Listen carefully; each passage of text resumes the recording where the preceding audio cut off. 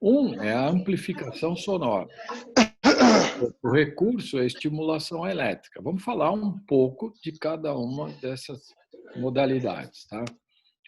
Vamos falar primeiro da amplificação sonora, da amplificação da vibração sonora da energia mecânica do som.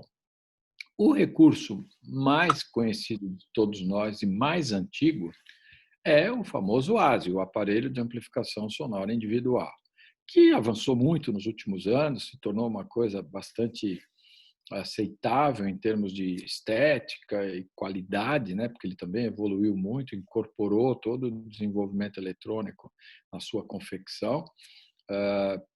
Porém, existem situações que ele ainda não pode ser usado, apesar de toda a facilidade e evolução que ele atingiu, como eu falei, toda a conectividade, a praticidade, né? Eu brinco que, você vê, que tem aparelhos discretos como o OpenSet, os intracanais, agora o Lyric, e tem gente que tem vergonha de usar aparelho auditivo, usa aquele troço brega da Apple lá, branquinho, e acha aquilo bonito, né? Mas esses equipamentos fazem tudo que aquilo faz, conectividade com o celular, computador, etc. Né? Mas existirão situações em que não é possível adaptação ou há uma rejeição disso. Né? Principalmente essas questões de impossibilidade de adaptação acontecem nas malformações do canal auditivo externo, ou seja, da orelha externa, principalmente. Né?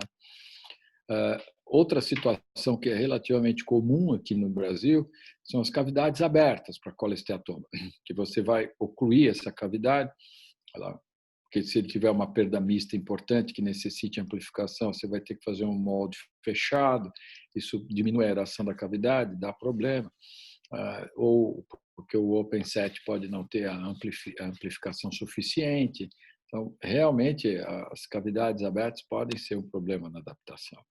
Existem os pacientes com otite externa crônica, ou por eczema crônico, psoríase, ou porque tem alergia a qualquer material do molde do equipamento auditivo, ou simplesmente porque rejeitam a prótese auditiva por princípio. Né? Então, para as caretas e para as situações médicas em que não é possível adaptação, surgiram algumas coisas para ajudar a substituir a amplificação acústica proporcionada pelos aparelhos de amplificação sonora. E as primeiras que surgiram foram as próteses ósseas, seguidas pelas próteses ativas de orelha média. Tanto uma quanto outra, o que elas fazem? Amplificam energia mecânica e energia acústica. Tá? Vamos começar pelas amplificações por via óssea que nós temos aqui no Brasil à disposição, a barra e o ponto. Vamos falar um pouquinho disso. Na sequência, nós vamos falar sobre as próteses ativas de orelha média, principalmente o Vibrant Sound Bridge, que é talvez o único sobrevivente de todas elas. O Carina, nós vamos falar, mas ele acaba de ser descontinuado, né?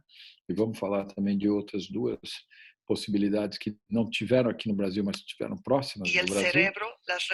E a estimulação elétrica a gente deixa por último para falar do implante coclear, que seria a alternativa quando a amplificação de energia mecânica já não é suficiente. E temos também, por último, o implante de tronco cerebral como uma forma de estimulação elétrica.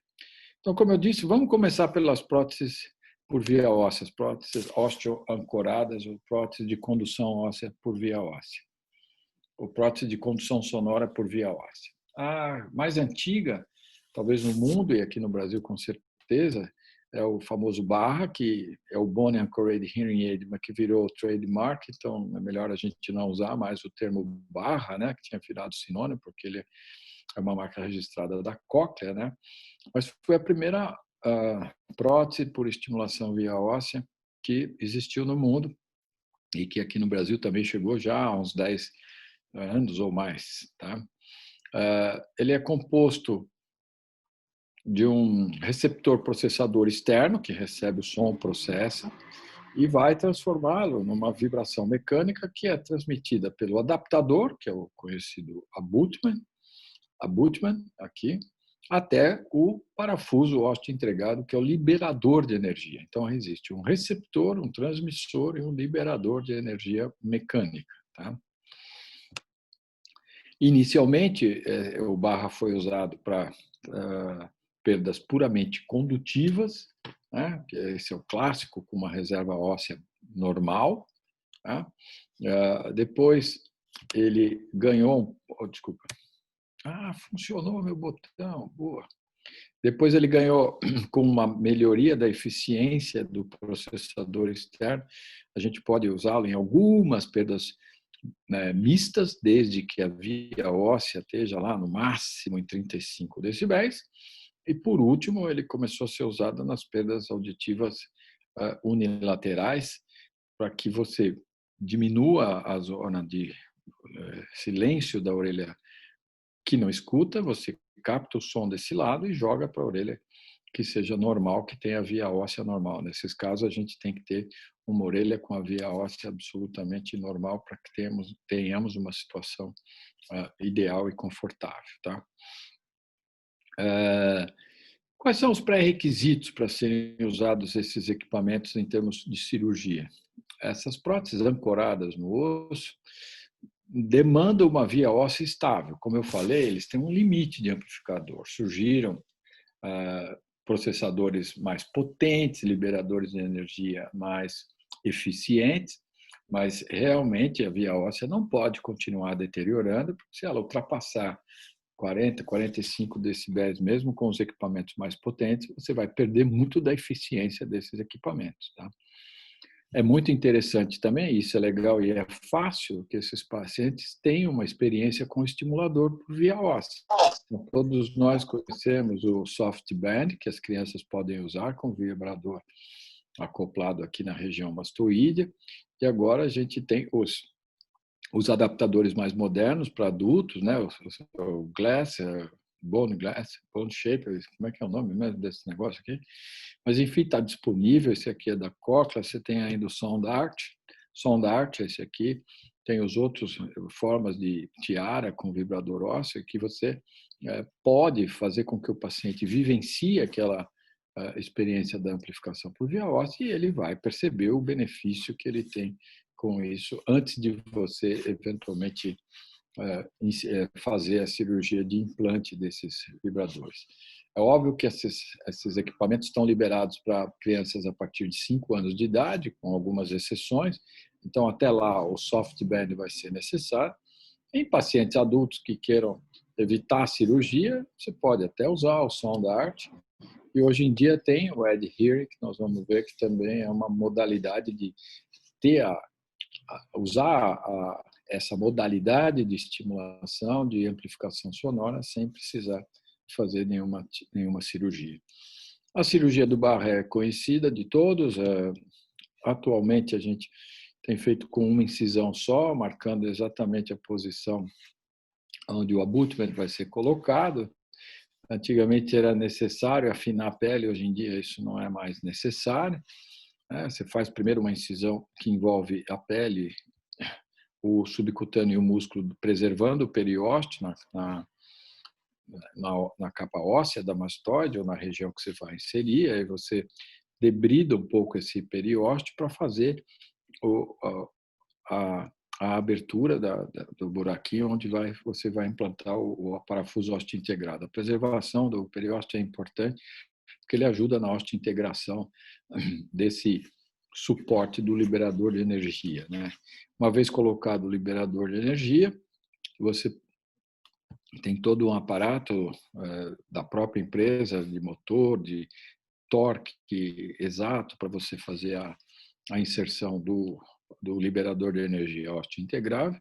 Aí você pode aplicar o abutment no mesmo ato ou não, e aí fazer a sutura da pele. Você pode deixar para um segundo tempo, fazer uma microincisão só para colocar o abutment. Você pode fazer uma em 2 etapas. Normalmente, a gente procura fazer numa etapa só esse passo da implantação.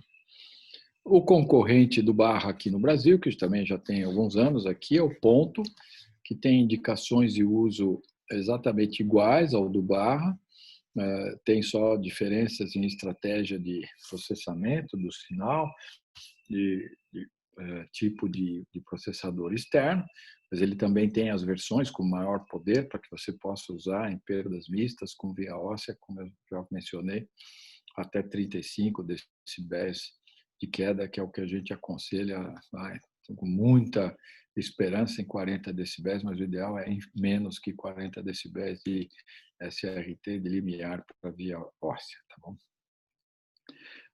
O ponto, ele teve uma mudança de 2 anos para cá na estratégia de cirurgia. Eles desenvolveram o tal do MIPS, que é o Microinvasive Point Surgery, que você tem um medidor externo, você consegue com um punch fazer uma abertura óssea só do círculo em que você, do diâmetro que você vai necessitar para inserir o parafuso liberador de energia.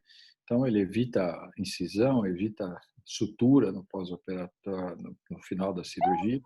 É realmente uma modalidade interessante de inserção, que eles chamam de MIPS, e depois a gente pode comentar falando de cada um, mas nessa passagem geral, eu preciso mencionar isso para vocês e depois, com mais detalhe, a gente pode destrinchar isso, porque tem muita coisa ainda para mostrar para vocês.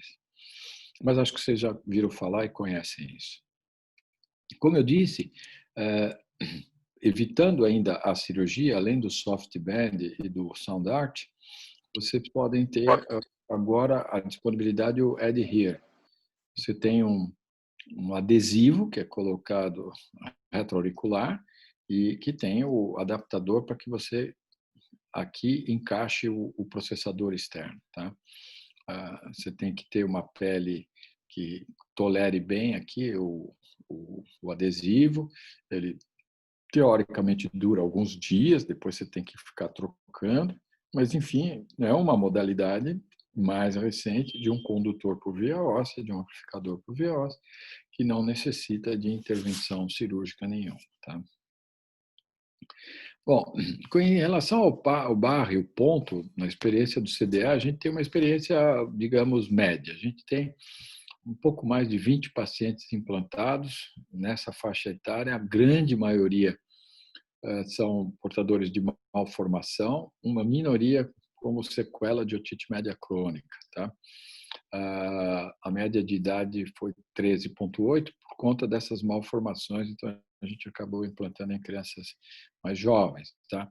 Há uma grande melhora no limiar de reconhecimento, no limiar de na média de limiares, né, no Speech Response Threshold, limiar de detecção de fala, e o índice de reconhecimento de fala não muda muito, porque esses candidatos têm, a maioria deles, boa reserva óssea, é perda condutiva pura ou uma mista leve, então normalmente eles mantêm um IRF bom no pré-operatório e pode melhorar pouca coisa no pós-operatório.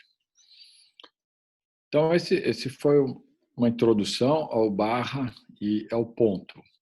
Como esses equipamentos, como nós vimos, exigem um abutment, um adaptador entre o processador e o liberador de energia transcutâneo, óbvio que as empresas começaram a perceber que isso podia causar algum desconforto estético. Há também o inconveniente de que essas próteses causam alguma irritação na pele, com granulação na pele, e, enfim, uma mão de obra razoável, em alguns casos no pós-operatório.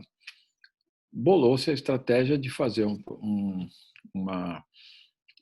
liberador de energia que trabalhasse por radiofrequência com processador externo. E o primeiro deles, aqui no Brasil, foi o Bone Bridge, que é da Medel também, e não é da Cochlear, que faz o barra, e nem da Oticon, que faz o ponto. É de uma terceira empresa. Ele também é composto de um processador externo, de um estimulador e transdutor interno. Então, na verdade, há uma conversa entre o processador externo e o estimulador transdutor que estão dentro, debaixo da pele, e fixados ao osso aqui com o transmissor de energia. Tá? Então, eles dispensam a abutment transfixante. Tá? A primeira versão do Bone Bridge, agora nós temos uma nova, de 4 milímetros, era chato porque o Floating Mass Transducer aqui, o transdutor de energia mecânica, ele tinha quase 9 milímetros de profundidade por 9 milímetros de diâmetro. Então, você precisava ter uma cavidade razoável no osso, uma espessura óssea, um tamanho ósseo bastante conveniente. Tem toda uma estratégia de seleção desses pacientes no pré-operatório. A própria Medel disponibiliza um software para você fazer o estudo da CT pré-operatório. Normalmente, com uma boa avaliação do CT pré-operatório, você vai saber se você consegue colocar e aonde é o melhor local para você inserir esse liberador de energia, né? Ele tem uma forma interessante de processador. Esse é do mais antigo, o mais moderno é mais discreto ainda do que esse. Tá? O mais moderno tem um processador externo chamado Samba. Não sei se foi uma homenagem ao Brasil ou não, mas ele tem o nome de Samba. E o interno mais recente é o BCI 101. Agora tem o de 4 milímetros que diminui essa necessidade de um poço ósseo muito grande. Tá? Tanto que, às vezes, você era obrigado a usar o recurso de fazer uma implantação retrosigmoídea com contato na dura mater, porque em uma história de rádio aberta, etc., você não tinha mais osso pré-sigmoide para fazer esse implante. Então, você fazia a implantação do liberação de energia retrosigmoide. Tá? Eles também, como eu falei, têm as mesmas indicações do Bone Bridge, do Barra e do ponto. Então, as malformações são as que acabam predominando. Esse é um menino que já tinha feito inúmeras cirurgias plásticas e não tinha funcionado e estava cansado de usar o softband. Aí a gente propôs o Bone Bridge porque, pelo menos, não teria o parafuso transcutâneo. Então, vocês veem, estamos fazendo aqui o poço. E você vai usando o molde para fazer a medida e ver se você conseguiu a dimensão exata. Depois você tem o parafuso específico para fazer o buraco onde você vai fixar, e aí você usa o molde para ver se a posição está adequada. É como um implante coclear, você faz o leito e no final você coloca o equipamento definitivo. Essa fixação do liberador de energia é muito importante. Você tem que ter um torque específico aqui para não espanar esse parafuso, para que isso não fique mole, com a vibração continuada ele não se solte. Então, tem todo um medidor aqui de pressão para você fazer o torque exato aqui do parafuso fixador, tá? Então, esteticamente, ele tem uma característica bastante aceitável. No CDA, nós temos poucos casos, porque até 2 anos atrás a gente não tinha a cobertura do SUS para próteses via ósseas, e o SUS também não tem coberto o Bone Bridge, porque ele é muito mais caro do que o Barra e o ponto, né? Mas a gente conseguiu doações e complementos para a gente fazer 3 casos e os resultados são realmente bons, desde que você tenha uma via óssea pré-operatória boa, né? Por conta do Bone Bridge, na concorrência e estratégia das empresas, a própria Cochlear, que era a dona do Barra, só que inicialmente transcutâneo, ela desenvolveu o Barra Tract, que ele é percutâneo.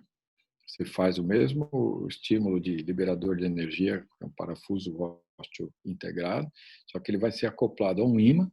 Esse ímã vai ser conectado ao ímã externo, que vai transmitir daqui para cá a vibração.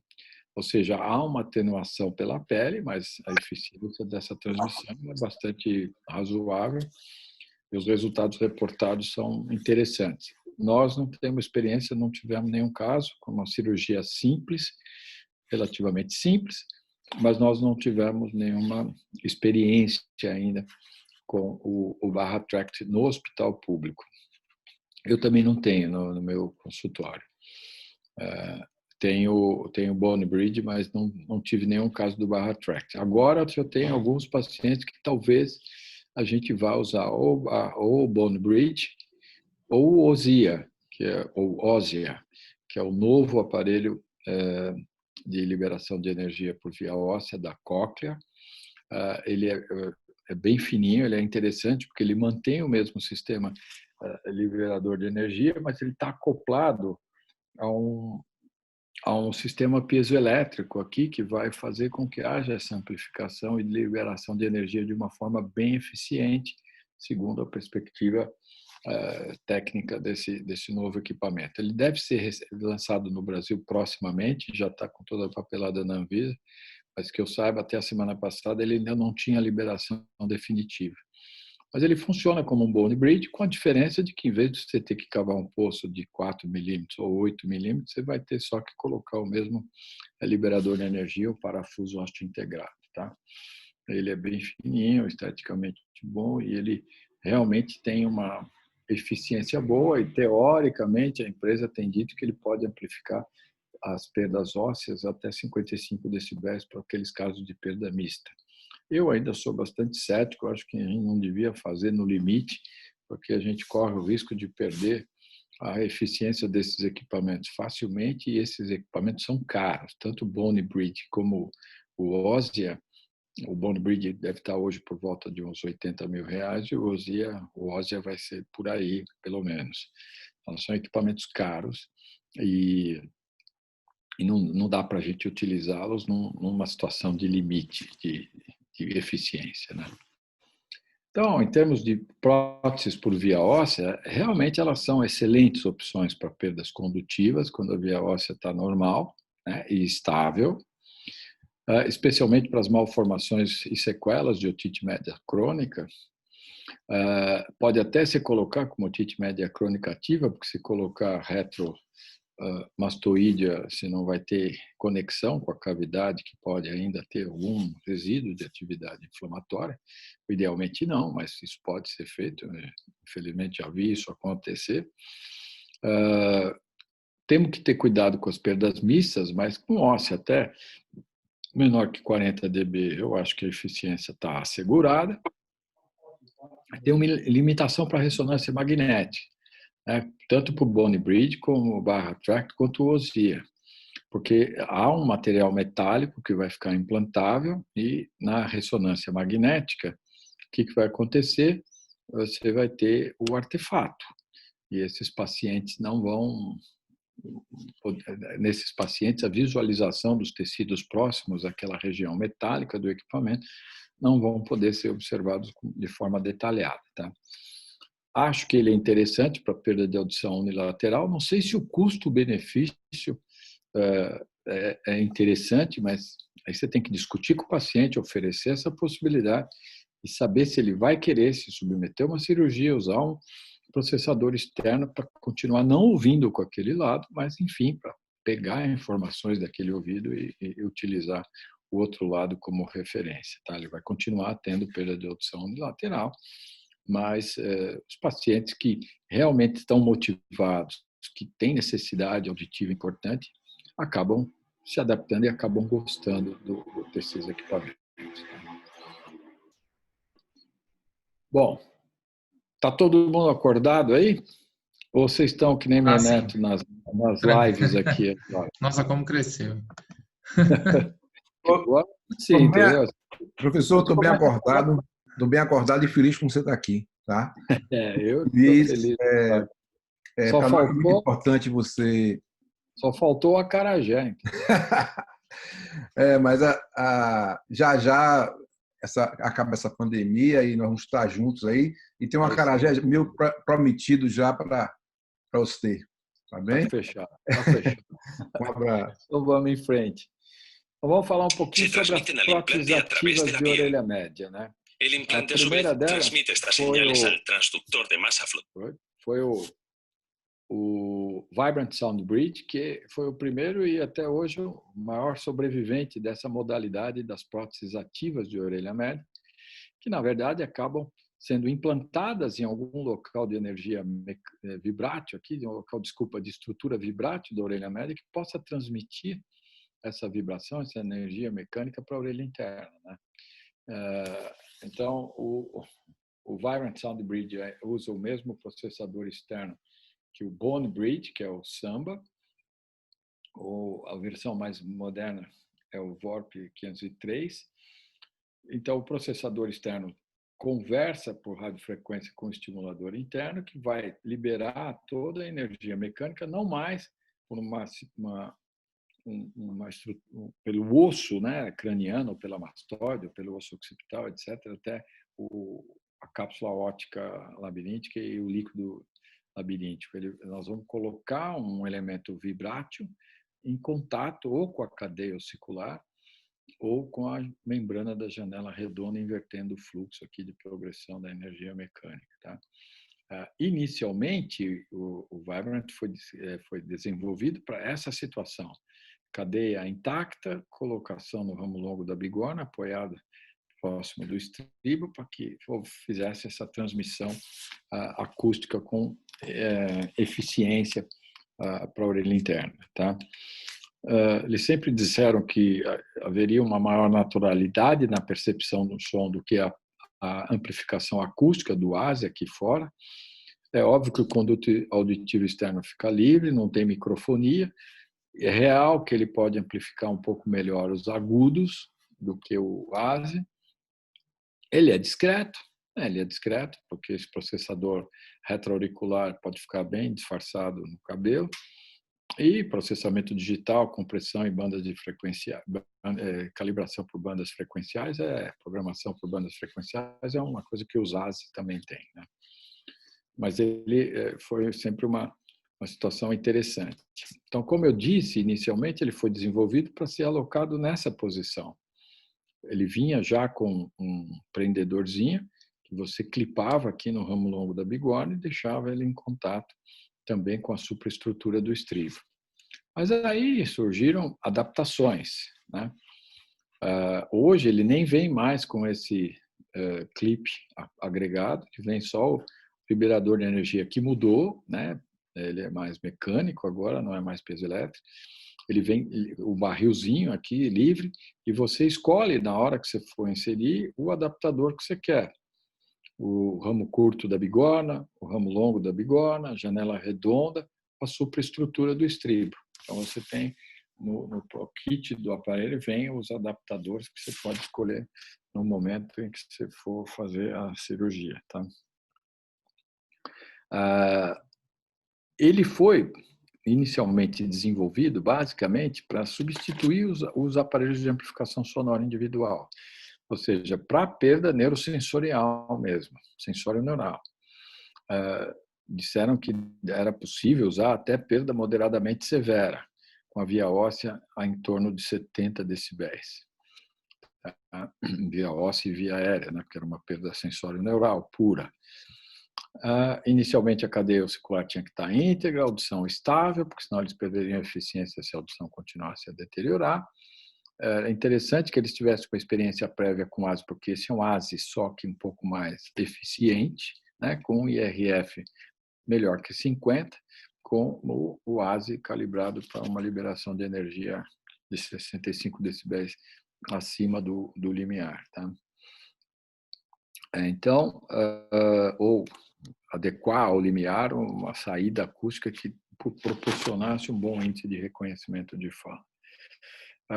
Depois, eles acharam que havia uma melhora na eficiência do liberador de energia, eles também disseram que a gente podia usar nas perdas mistas ou puramente condutivas, desde que a via óssea tivesse até 40 decibéis. Mas continua valendo a premissa de que não pode ter infecção ativa na orelha média e que a via óssea tem que estar estável, porque se ela continuar deteriorando, ele vai perder eficiência na sequência. A gente teve pouca experiência com o Vibrant na faculdade, porque ele também não é pago pelo SUS, né? Que ele é bem mais caro, ele apesar de ser, ele é uma prótese ativa de orelha média, isso ainda não está contemplado pelo SUS. Mas nós tivemos uma doação, a gente fez poucos casos de malformação. Nesse caso, vocês estão vendo que nós estamos colocando no ramo curto da bigorna, porque a gente achou que até haveria a possibilidade de colocar no ramo longo, mas a malformação fez com que o facial ficasse um pouco anteriorizado e a gente achou mais seguro colocar no ramo curto da bigorna. Eles são equipamentos eficientes, tanto que hoje em dia, quer dizer, tem um artigo de 3 anos que falam que eles podem ser usados até como eventual opção para otospongiose, né? Que a prótese ativa de urânio pode ser um tratamento melhor do que as próteses passivas de transmissão de energia mecânica ou hearing ou os ASES em perdas mistas, né? Eu tenho lá minhas ressalvas, nunca pensei em usar o Vibrant em otospongiose ou em perda mista por otospongiose. Eu acho que malformação seria a melhor indicação para uma perda mista, porque a técnica de cirurgia envolve risco para a orelha interna. Você tem manuseio da superestrutura do estribo ou da janela redonda. Eu acho que isso pode proporcionar uma agressão à orelha interna, então não sei se isso tem alguma vantagem sobre a estapedotomia tradicional. Mas, enfim, vocês vão encontrar essa citação na literatura. A desvantagem do Vibrant Sound Bridge é que ele tem um custo elevado. Ele é bem mais caro que o Barra e o Ponto, chega aí também a 60, a 70 mil reais. Tem a necessidade de um procedimento cirúrgico que não é simples para sua inserção. Alguns estudos sempre dizem que, né, em relação ao ASA, ele não é assim tão mais eficiente, né? E pelo trauma de mecânico da cirurgia, você pode ter piora dos limiares auditivos no pós-operatório. Tá? E o Vibrant atual não tem limitação para ressonância de 1,5 Tesla, mas a primeira versão dos Vibrants não podia fazer ressonância nenhuma. Mas agora sim, de 2 anos para cá, você já pode fazer com ressonância de 1,5 Tesla. E tem os artefatos do componente metálico que ele acaba tendo. Tá? A outra prótese ativa de orelha média que teve aqui no Brasil por alguns anos, que, como eu disse, acabou de ser descontinuada, foi o Carina. E o Carina foi um divisor de águas no início, porque ele não precisava de processador externo. Ele tinha um sistema interno com 2 microfones, um microfone com 2 faces, um para os sons internos e um para os sons externos. Um anulava a captação dos sons internos, amplificava muito só os sons externos, porque ele vai ficar abafado pela pele subcutânea. Processava aqui e havia aqui o liberador de energia. Então, tudo subcutâneo, tudo invisível. Tá?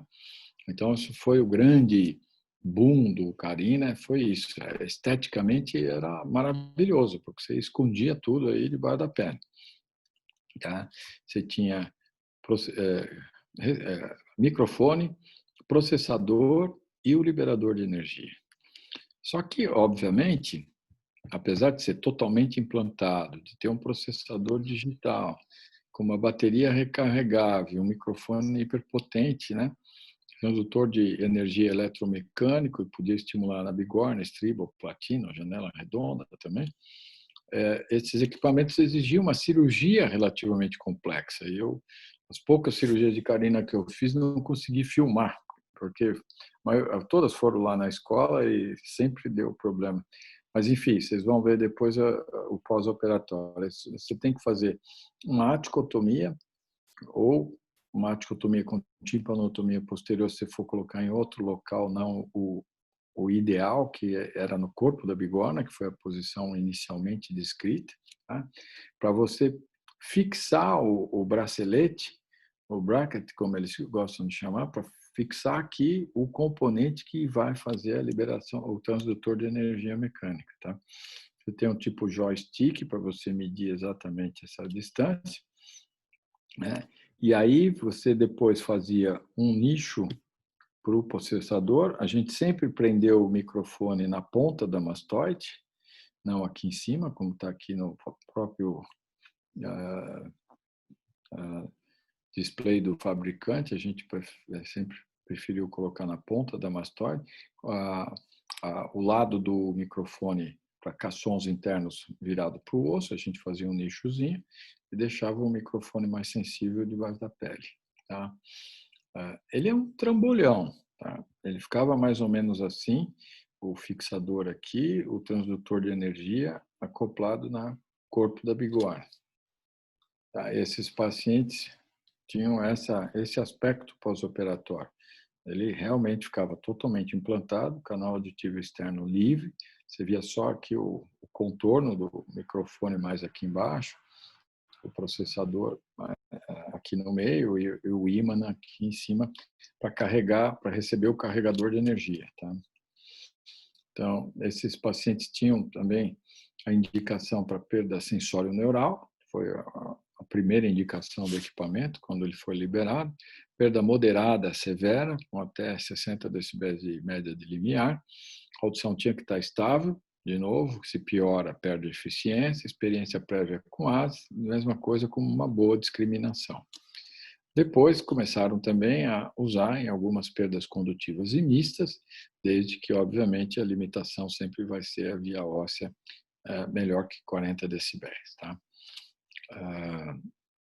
E houve o desenvolvimento de adaptações para você colocar na superestrutura do estribo, a própria janela oval,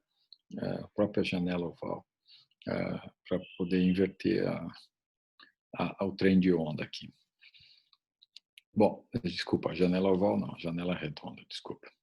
Enfim, o Carina tinha algumas desvantagens. Bom, primeiro ele foi descontinuado, como eu falei. Segundo, ele custava o preço de um implante coclear, 90, 100 mil reais. Você tinha que recarregar a bateria diariamente. Eles diziam que a bateria tinha duração de 12 anos. Os nossos pacientes têm em torno de 5 anos e até agora elas estão durando.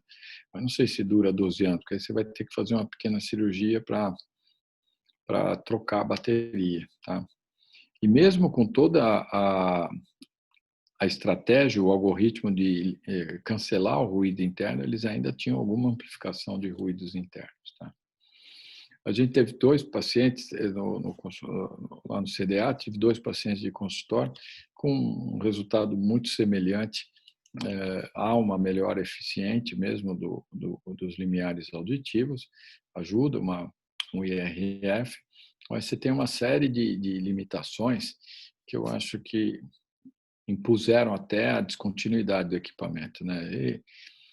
Ele tem um alto custo,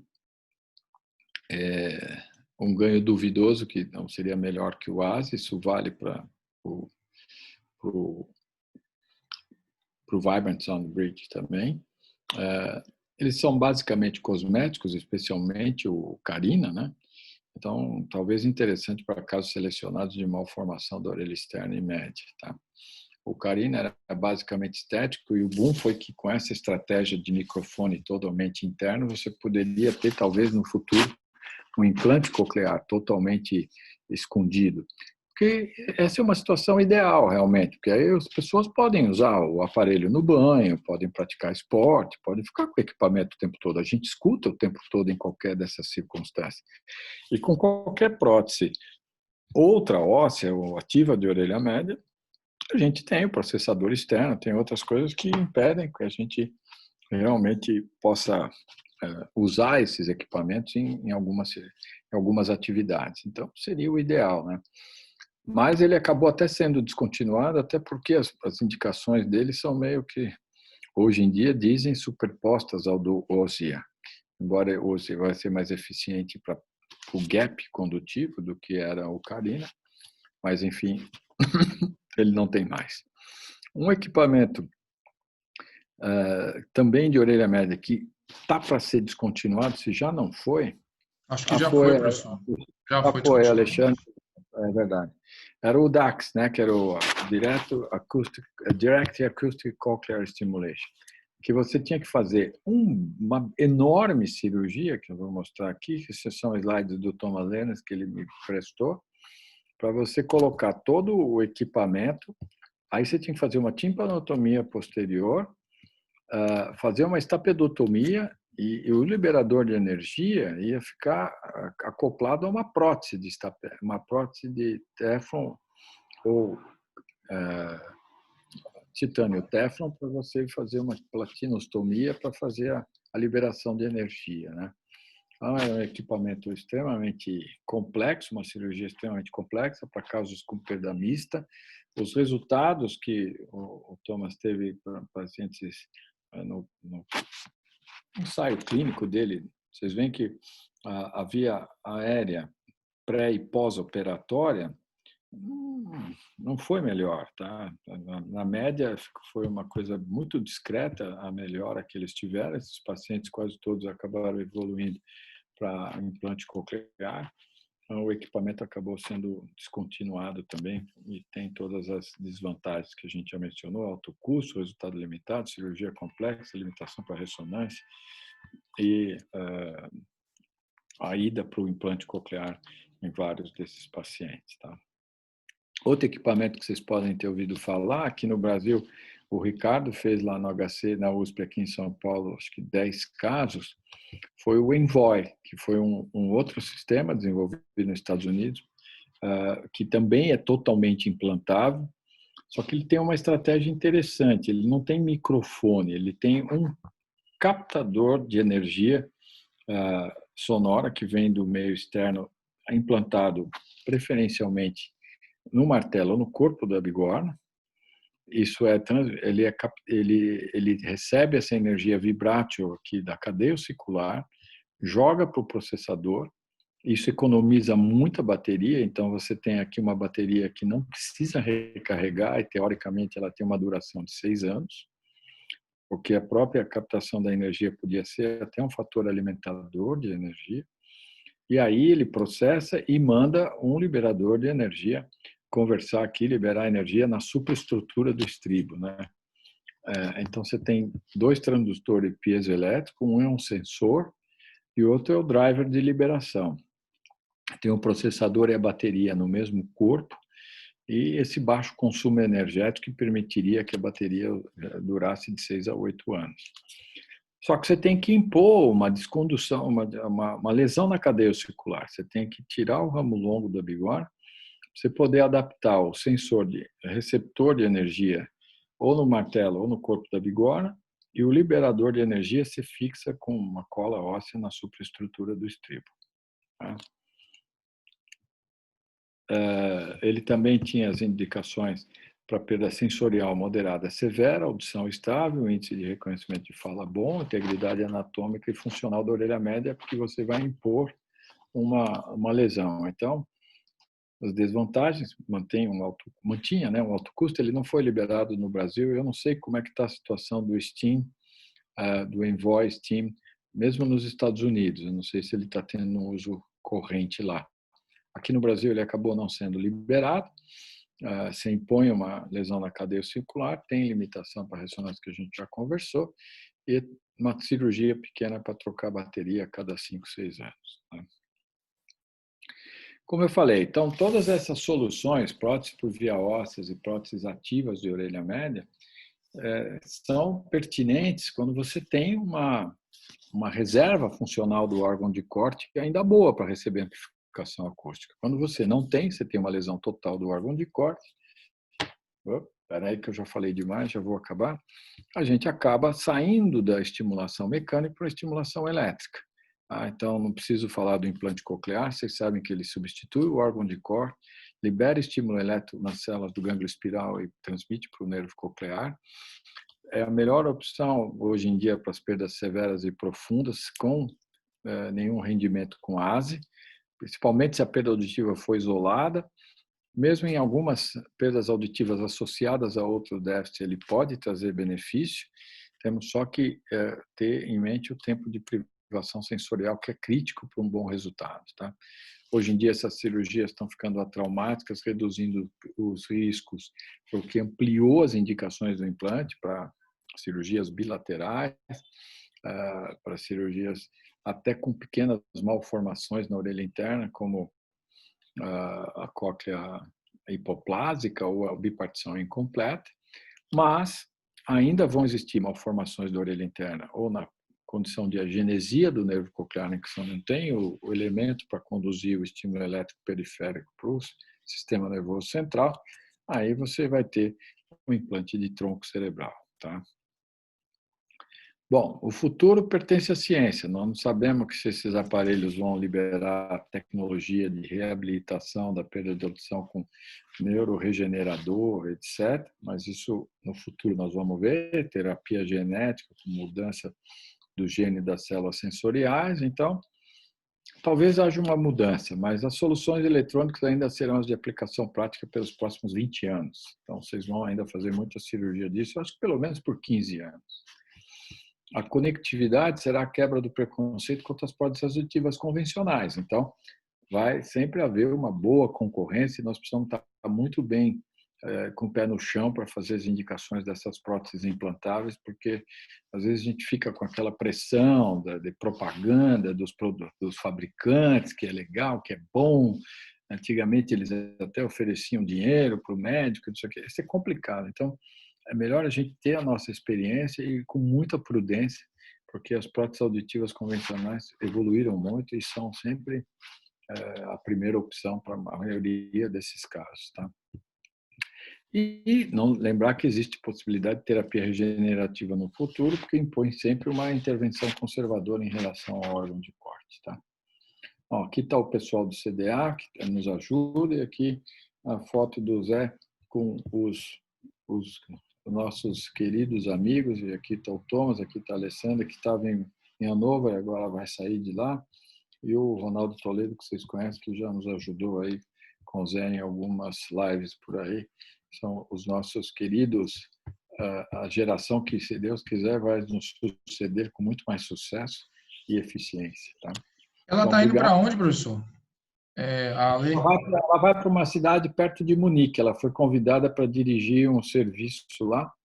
Nossa. E foi uma oportunidade interessante para ela, do ponto de vista prático. Então, ela acho que aceitou e está se desligando de novo. Professor, eu quero primeiro agradecer mais uma vez pela fantástica aula. É um panorama que aqui em Salvador a gente fica feliz que os residentes possam ver, que, né, os convidados possam ver. Eu quero fazer algumas perguntas. Vou levantar primeiro uma pergunta para você e para a Juncal, para começarem falando talvez mais pensando assim, em algum caso prático mais, né?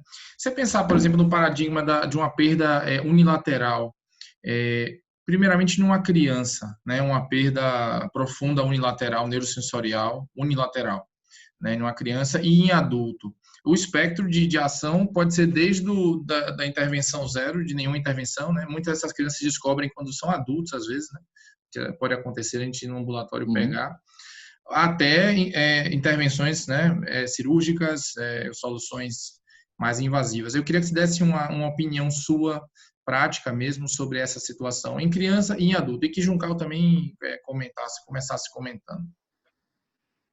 Obrigado mais uma vez. Pode, Jucão, quer falar? Você primeiro? Obrigado, eu. Tá bom. Tudo bom, professor? Como vai? Tudo bem. E você? Tudo bom? Tudo jóia. Eu quero agradecer a Zé por ter me convidado e participar de uma mesa com o senhor é um desafio, viu? Para mim é um privilégio ter você aqui para me ajudar. Bom, em relação à criança com perda unilateral, essa é uma discussão já de uns anos que a gente tem visto, principalmente nos congressos internacionais. Alguns países têm e alguns serviços, né, já têm uma ideia, assim, uma intenção de implantar essas crianças unilaterais. Eu já vi isso em alguns serviços comentando a respeito. Em relação à minha opinião em relação a isso, é uma opinião bem, assim, bem reservada, eu acho. Você tem que pensar bem. Para tomar a decisão e indicar para o pai para os pais um implante coclear numa criança com single-side deafness, eu acho que é delicado. E eu, sinceramente, não me sinto à vontade de indicar. Não condeno, obviamente, mas não me sinto à vontade de indicar um implante numa criança assim. Eu acho que, no caso de uma perda unilateral, quando nasce com a perda, a pessoa, geralmente, ela sente menos a falta daquele ouvido, que ela já nasceu surda.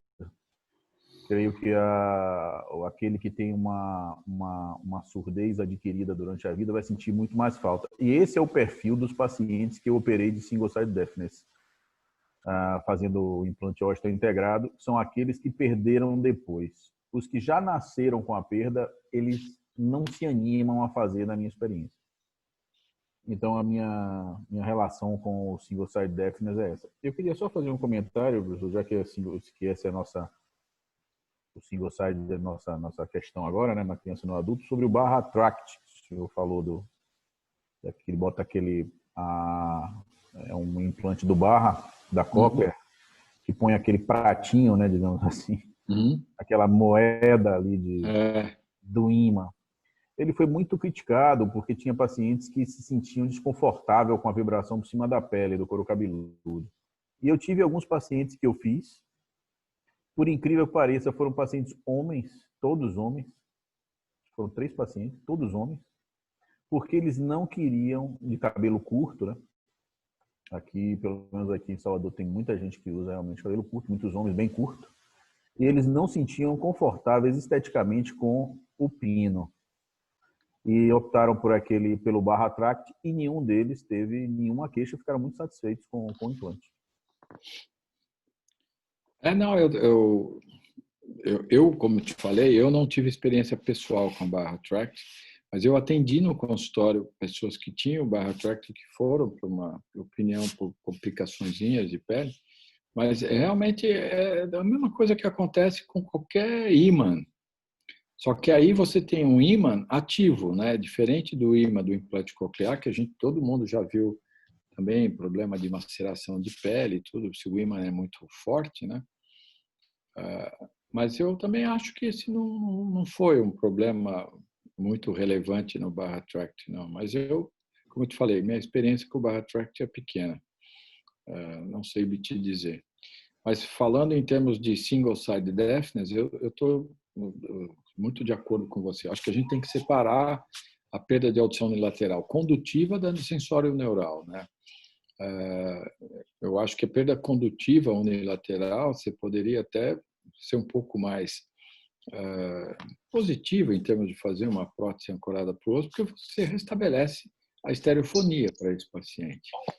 Mas a perda sensório-neural unilateral, você vai com barra, você vai, como eu disse, você vai tirar um pouco do efeito sombra do ouvido que não escuta, né? Então, o paciente precisa estar muito motivado, ter bastante vontade de fazer isso. Isso numa criança não vai acontecer. Então, você vai impor a essa criança uma agenda nova, um equipamento novo, um cuidado novo, às vezes para uma situação que para ela não está tendo a menor repercussão. Isso é mais uma preocupação dos pais, né? Então, eu acho que é nossa obrigação mostrar tudo que existe. Olha, essas possibilidades existem. E eles vão ter que participar ativamente nessa decisão de reabilitar ou não, ou com prótese implantável por via óssea ou com implante coclear. Porque realmente essa criança, na maioria das vezes, vai ter um desenvolvimento normal. Acho até que se for uma perda condutiva unilateral, dá para usar um adherent aí nas situações de escola, tudo para que ele possa ter um rendimento ainda melhor. Mas eu também sou bastante conservador em relação à indicação de cirurgia. Acho que a gente tem que dividir com os pais e deixá-los bem conscientes de prós e contras, e essa decisão tem que ser tomada em conjunto. O professor, a Medel, em relação ao Vibrant Sound Bridge, ela tem aquela política ela afirma que em qualquer lugar da cadeia que você coloque o FMT, você vai ter um ganho semelhante, né? Se for uma vibroplastia na própria janela redonda, ou no ramo longo, no ramo curto. Pela sua experiência, você mostrou, não são tantos casos, né? Mas você acredita que existe uma similaridade em termos de ganho com essas diferentes posições do acoplamento do FMT? Eu acho que se a cadeia tiver móvel, uma cadeia íntegra e móvel, eu acho que tem pouca diferença hoje em dia você botar no ramo curto ou no ramo longo da Vigor. Eu acho que se colocar na supraestrutura do estribo, se você tiver algum defeito na cadeia circular, eu acho que a relação aí de eficiência é muito boa, que você está em cima do estribo, eu acho que é bem boa também, mas eu não tenho experiência com estimulação na janela redonda. Eu nunca pus na janela redonda, não sei se o Juncal fez, se você fez. Então, eu conheço só pessoal na Europa que Eu tenho a fez sensação isso que é meio e eles temerário, né? reportam bons resultados. Na própria Ásia, De certa forma. mas nos Estados Unidos quase ninguém fez também, então... Eu fico pensando no risco de perda neurosensorial, né? Que você está É, acoplando ali um corpo estranho, de certa forma, na janela redonda. E você tem um paciente ouvinte, né? Então você pode ter uma piora, às vezes, significativa. É possível. Eu nunca fiz, mas eu fico meio. não sei. Eu acho que eu também tenho um pouco de receio, porque você inverte muito, você muda um pouco a fisiologia natural, né, da progressão do trem de onda dentro da orelha interna. Então, algumas alterações devem acontecer, né? Mas, enfim, desde que o Colette fez os primeiros casos, algumas pessoas replicaram, falaram que é bom, mas eu acho que isso, não sei, eu não tenho experiência, tenho mesmo o pessoal lá na Alemanha, eles fazem pouco implante na janela redonda. Em Béziers, acho que eles não têm experiência com isso. Então, os centros que eu conheço, nos Estados Unidos, as pessoas que eu conheço, ninguém fez ainda o implante na janela redonda. Então, não sei te dizer se isso vai ser legal ou não. Aparentemente, melhor do que nada deve ser, mas a real eficiência eu não saberia te responder. A gente tem aqui também, professor, muita situação, né, como no Brasil todo, de otite média crônica. Então, eu queria que você comentasse um pouco sobre a experiência do CDA, sobre as opções nesse contexto, com colesteatoma, sem colesteatoma, pacientes com cavidade, né? Qual é a solução que você acha que mais se adequa, né, a depender da situação? E Juncal também, se quiser comentar, pode falar também. Se tiver alguma pergunta, Juncal, aproveite, pode Não, falar. eu acho que aí na otite crônica depende do tipo de perda auditiva. Se for uma perda puramente condutiva ou mista com uma reserva óssea boa, eu acho que o barro ou o ponto são opções excelentes de reabilitação, porque você mesmo que tenha uma otite extremamente refratária, rebelde, um colesteatoma recorrente, etc., você bota o implante fora da área de risco com uma certa segurança. Eu acho que aí você tem uma opção boa. Ora, se você tiver uma perda severa, profunda e a opção foi eventualmente a reabilitação com implante coclear, acho que a gente tem feito uma petrosectomia subtotal, sepulta a orelha média, espera 6 meses, estando tudo estável, e a gente faz o implante coclear depois de 6 meses. O Agora, doutor não sei se o Nilvano Juncal pode tem querer fazer alguma experiência pergunta. diferente. Pode falar, pode falar. Oswaldo, eu queria saber em que pé está o implante de tronco. Eu acho que foi há muitos anos atrás foi colocado como uma última instância, né? Como é que está hoje o implante de tronco? Não, eu acho que lá na escola a gente acabou não fazendo implante de tronco até hoje. A gente teve poucos casos em que a gente pensou em fazer um implante de tronco e até discuti muito acho que aqui no Brasil só o pessoal do HC, o Ricardo, o Rubão e o Koji que fizeram. Eles têm hoje em dia acho que 28 pacientes com implante de tronco. Também é um número bastante razoável, considerável, mas vocês veem que também não dá para comparar com o número de implante coclear, que é muito maior, né? Eu acho que o implante de tronco ainda continua sendo um resgate. Quando não sobrou nada mais que você pode fazer a nível periférico, eu acho que o implante de tronco ele dá uma sensação auditiva. Tem que saber que, em termos de discriminação de fala, ele é muito mais limitado, ele tem um índice de eficiência menor, mas se você não tem outra possibilidade, em caso de agenesia de nervo, ou agenesia de orelha interna, ou chivanoma bilateral, que você seccionou o nervo coclear bilateral, então, a possibilidade de trazer alguma informação auditiva para esses pacientes é pelo tronco. Então, eu acho que ele é válido, mas realmente eu acho que você vai ter uma casuística sempre pequena para esses casos, né? E nos Até casos, tanto, professor? Em hipoplasia do nervo coclear, o pessoal, mesmo fora do Brasil, tem preferido tentar o implante coclear primeiro, porque por menor que seja a condutibilidade do nervo coclear, se ela ainda existe, acaba sendo um resultado muitas vezes superior ao de tronco. E até na genesia, eu não sei se você concorda, professor, que a genesia, mesmo até bilateral, alguns serviços têm como protocolo tentar inicialmente o implante coclear. Porque às vezes você pode ter fibras, uma quantidade de fibras mínima, que pode ter alguma resposta. Você concorda ou você acha que já vai Não, eu para... concordo. Não, eu concordo. A gente tem 2 pacientes hoje em dia aqui em São Paulo, que estão no meu consultório, mas a família uma foi para os Estados Unidos, uma foi para Hannover, e em comum acordo com os centros, a gente falou, vamos fazer um implante coclear, eles preferiram fazer aqui no Brasil, porque é mais fácil para programação, etc. E se não houvesse resultado, aí sim faria um implante de tronco, né? São 2 crianças. E essas crianças estão com um resultado razoável com o implante coclear, então estamos esperando para ver se vai haver mesmo necessidade de implante de tronco. Mas os centros com grande experiência também estão sendo favoráveis a tentar o implante coclear, que é uma cirurgia muito menos complexa, de baixíssimo risco, e tenta, se realmente não houver nenhum tipo de resultado positivo, como a gente falou, o implante de tronco, que nem o Nilvando falou, é um resgate, né? A impressão que eu tenho também é que o implante de tronco, mesmo que você faça um implante coclear e o resultado seja, digamos assim, Ruim, né? ruim ou um pouco razoável, ele ainda fica superior ao implante de tronco. Uhum. O resultado do implante de tronco é Exatamente. muito ruim.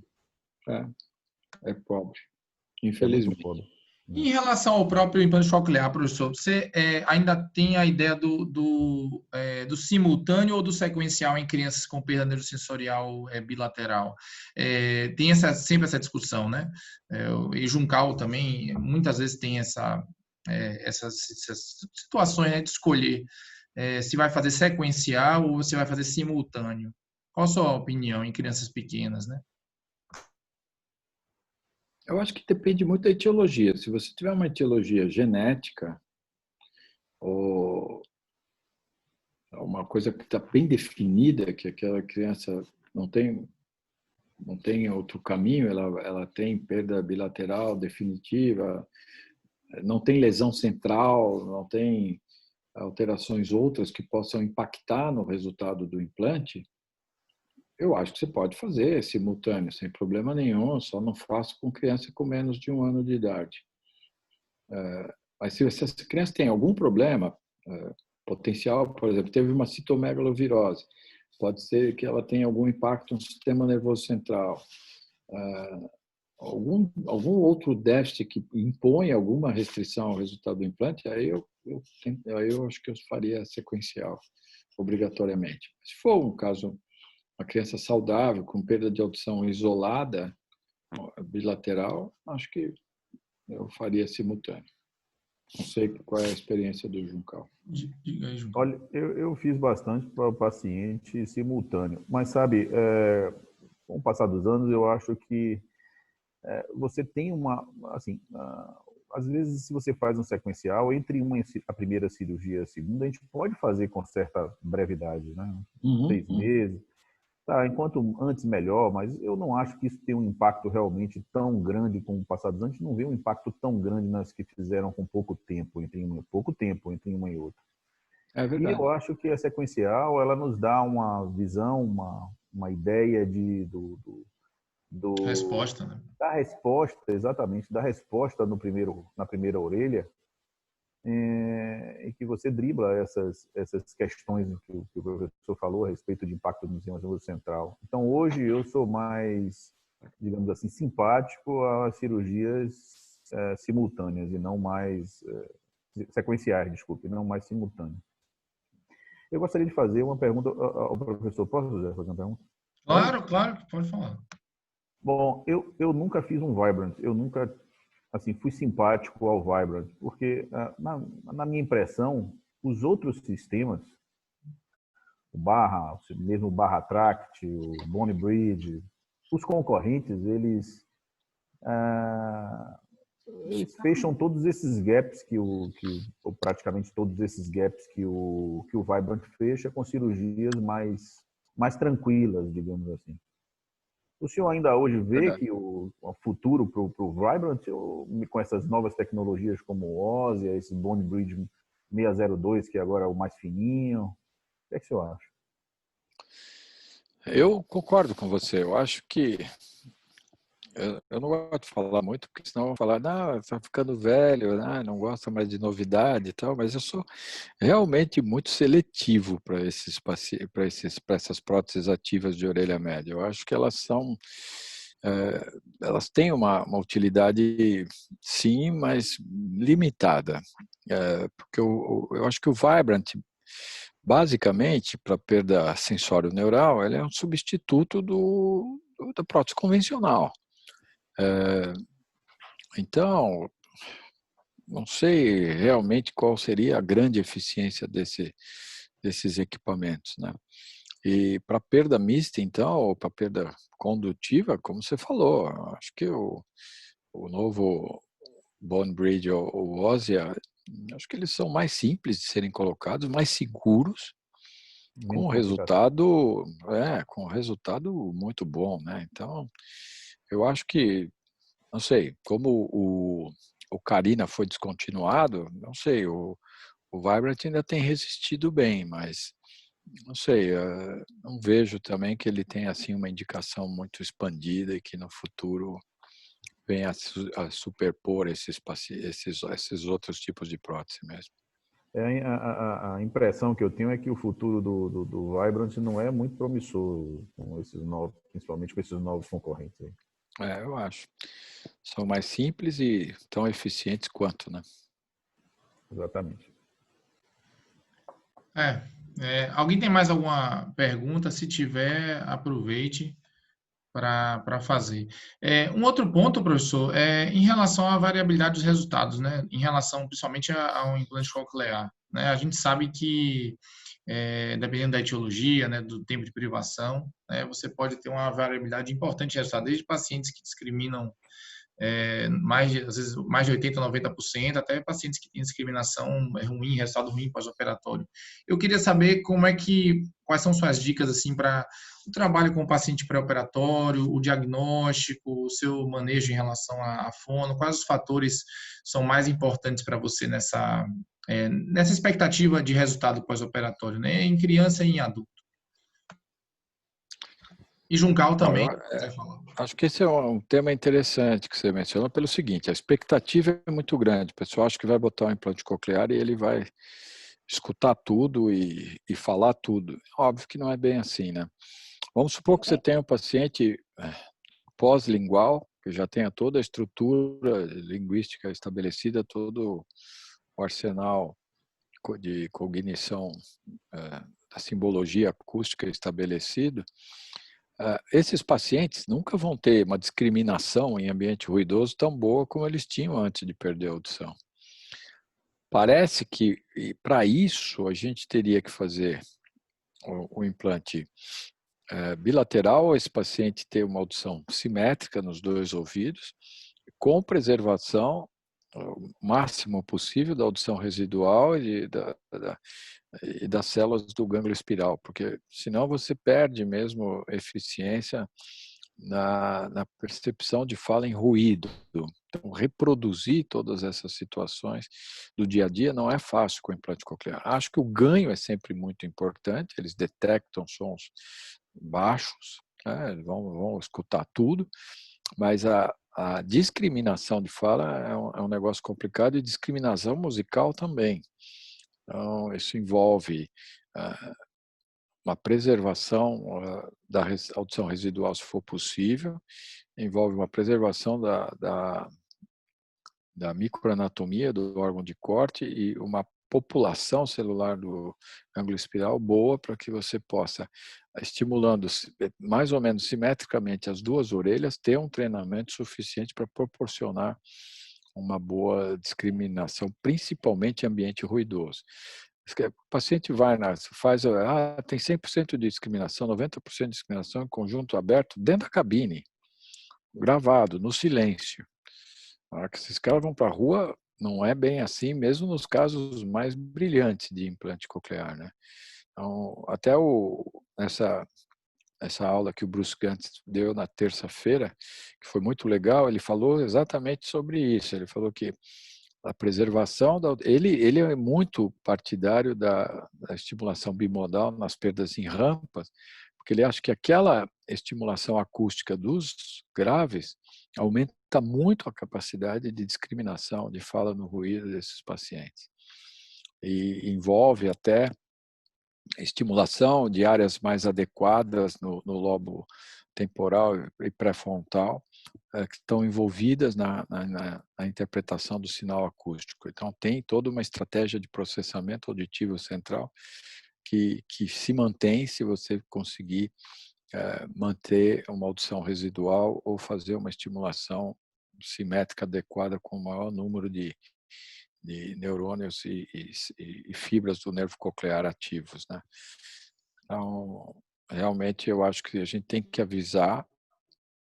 Eu sempre implantar uma criança, que nem o Juncal falou, essas crianças se adaptam com muito mais elasticidade cerebral do que o adulto. Então, aquele modelo passa a ser o normal para ela, então ela acaba se virando bem. Mas se você pegar um paciente com perda pós-lingual e ele vai comparar como ele era antes, obviamente ele melhora bastante, significativamente, mas algumas situações, especialmente fala no ruído, é difícil ele atingir o mesmo nível de performance. O professor tem uma pergunta aqui da plateia sobre neuropatia auditiva. Sua experiência, o que é que você tenta?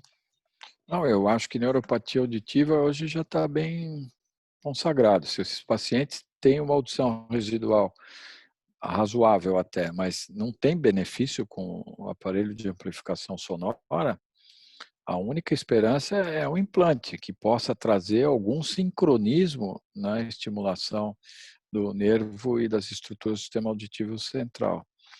Então, eu acho que você tem que ter uma equipe, uma boa fono, que faça a estratégia melhor possível de programação do aparelho de amplificação sonora, mas a hora que ela bateu o martelo e falou, olha, esgotei, eu fiz tudo o que eu podia e o resultado é ruim, eu acho que o implante coclear está bem indicado. Ótimo. Talvez para terminar. Quer fazer um comentário, Juncal? Quer falar alguma coisa? Só para terminar, existem situações assim mais difíceis, às vezes até no tema de implantismo, pacientes, criança com certas malformações centrais, quadros com comorbidades, né, retardo. O grupo lá do Rio Grande do Sul, esqueci até o nome dele, que é bem forte, ele tem um artigo publicado em pacientes com retardo mental mesmo, crianças com comorbidades múltiplas. Eu queria saber qual a sua visão, professor. Você acha que o implante, quando bem trabalhado, ele é uma possibilidade para pacientes mesmo com lesões mais centrais, quer dizer, lesões auditivas mais centrais mesmo, né, a nível de ponte, mesencéfalo, ou quadros mais graves. Você acha que o implante ele deve ser tentado? Qual a sua visão? Então, a nossa posição lá no CDA, que é a mesma que eu sigo no consultório, é a seguinte, a gente tem que ter um contato com o neuropediatra, com a neurologia. Se esses pacientes, crianças, no caso, como você mencionou, tiver uma lesão central estável, ela tem um prejuízo definitivo. Se o implante coclear puder trazer algum tipo de informação adicional que minimize o impacto global, eu acho que ele é válido. Agora, se você tiver uma doença neurológica potencialmente evolutiva, com perspectiva de cometimento ainda mais importante do que tiver de cognição ou motor, eu acho que aí fica mais complicado a indicação do implante. Eu acho que a nossa posição é se ela tem vários déficits, mesmo déficits neurológicos, mas estáveis. A informação auditiva pode trazer algum benefício, mesmo que limitado, ela não vai desenvolver linguagem, tá? Mas ela pode se comunicar melhor com o mundo, ser estimulada de alguma outra maneira, Com uma lesão estável, eu acho que vale a pena. Ótimo. Então é isso, né? Já está dando quase 1h30. Doutor Nilvano, você quer fazer mais alguma pergunta? Doutor Juncal aí. Eu respondi aqui, filtrei algumas perguntas, né, do serviço que fizeram aqui no chat. Mas eu acho que é isso. Agradecer mais uma vez. É uma honra ter esse professor aqui que ensinou muita coisa para a gente. Quem Juncal, me faz a dera, última. só aprendi com você. Que é isso. Então é isso. É sempre um prazer ter você. É sempre um prazer ter você, Oswaldo. Tenho uma Prazer é meu. admiração gigantesca por você. Com esse seu valor, aliás, você não deve recordar, mas quando o Bera chegou aqui em Salvador, foi na época, foi Rui até que trouxe, nós jantamos comemos uma muqueca à noite, lá no... Ele até faleceu, esqueci o nome agora dele. Num restaurante assim, muito gostoso, e eu lembro muito bem do seu entusiasmo em trazer o aparelho para a Bahia, na época, né? Uhum. Então, esse entusiasmo seu do ensino, para que as coisas funcionem, é algo assim de muitos anos. Por isso, minha admiração, a gente acompanhando esses anos todos. Faço uma área um pouco diferente, que é a rinologia. Eu sou muito ligado à rinologia. Eu operei muito ouvido no início, com a formação lá no Ibirapuera, que Aldo também era de lá e tal. Mas eu venho acompanhando, tenho a certeza, e assim eu tive a felicidade de ter meu filho com você. E quero te agradecer, né, por tudo que você fez por ele, como orientou. E ele acaba criando um espelho em você, pela pessoa que você é, né? Sua testemunha, de sua maneira de pensar, da sua elegância. Acho que todos nós ficamos muito felizes com sua presença sempre, né? Quero te agradecer muito e espero que possa vir outras vezes. Agora para comer um acarajé, né? Estarei sempre com muito prazer, porque vocês são amigos queridos e o privilégio, como eu disse, sempre foi meu de poder conviver com vocês, de ter tido o Zé aqui com a gente por alguns anos, foi muito bom. Foi, como eu disse, um dos melhores ex-alunos, né? Porque agora ele já é professor também, já Não, sabe mais que a gente. Então, professor, fico não. muito feliz de ver essa turma progredindo numa velocidade astronômica aí, de ter você como amigo há tantos anos, saber do teu entusiasmo também pela otorrino, pelo ensino, pelo, pela inovação. Então, eu acho que isso move a gente e é muito bom estar entre amigos e todos pensando da mesma maneira. Obrigado aí para o Juncal, que nos ajudou aí. Obrigado pelo convite e espero Valeu. vê-los em breve. A professora Norma e o Ronaldo estavam na plateia e agradecer a eles também a honra de ter a professora Norma da Unifesp e Ronaldo. Mas valeu, hein? Professor, foi uma honra, hein? Muito obrigado Valeu, Juncal. pela companhia. Obrigado. Obrigado, viu? Obrigado, Um abração professor, para mais uma todos. vez, viu? Boa noite. Tudo de bom, boa Boa noite. noite. Beijo grande. Boa praia amanhã. Beijão para todos. Que Tchau. praia, tá chovendo, velho. Falou.